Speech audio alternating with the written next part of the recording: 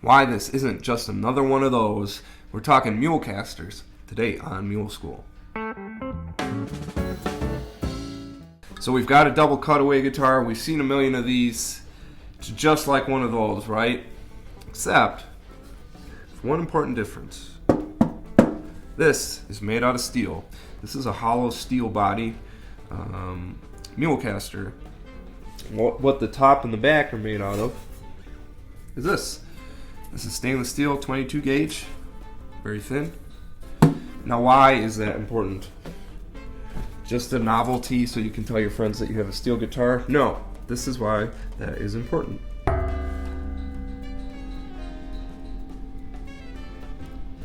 Okay, I'm not all about tap tone. I'm not going to tell you that because this resonates at a certain pitch, everything's going to sound better. But what that does show is that this is very efficient at transferring energy. Why does that matter? It's not just a sound sciencey, it has a real musical implication. Your right hand is what conveys emotion when you're playing music. Your left hand is picking notes. It's picking out melodies. But your right hand is what makes people get up and dance. It's what makes people cry. It's what makes people happy through the dynamics in your right hand. You're putting energy into this guitar through your right hand. And everything between your hand and the listener's ear acts as a dampener. It's filtering out information as that energy travels through the system. So we want to give these pickups the biggest possible picture, the most detailed information that we can. So because the steel is so efficient at transferring energy, because this is a hollow body where all of that sound is bouncing around, you're giving these pickups a lot of information to work with. Now also, that dynamics that we were talking about with your right hand are much easier to achieve because every little extra bit I put into my right hand really goes. It's like a race car. You see those videos of people pulling out parking lots with their new Lamborghini and instantly crashing it into a telephone pole because they're not used to how touchy that pedal is, how much headroom that they have to work with.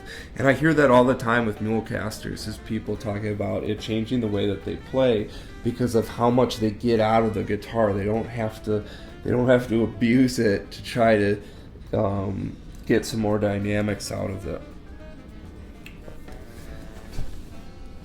Inside the Mulecaster, we talked about the hollow steel shell. Well, this is the way these are constructed. It's kind of like a neck through design. The bridge screws into this neck stick. So this acts as the backbone of the instrument so that the shell of the guitar can do all the vibrating. The shell shouldn't be taking up any structural responsibility. That's what this is for. Okay, this guitar isn't going to go anywhere because this is what the string tension is attached to, and that lets this do its musical making things.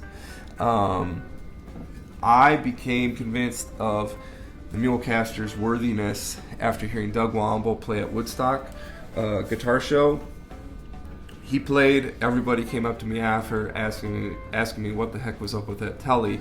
It was painted, they didn't know it was steel, but they heard something that was different enough to have to go figure out what was happening. And then I heard Ario Posen play before the NAMM show a few years ago, and hearing it in a band setting, hearing the unique musical space that it took up and the 3D quality in that room, and all of the inflection and dynamics that was happening made me grin ear to ear the whole time. It really is something special. It's not just another one of those. So check out Doug Womble and Ario for a great example of where these guitars can go. Go to muleresophonic.com and check out all the videos that we've got. Not just another one of those, It's a tool that will change the way that you play.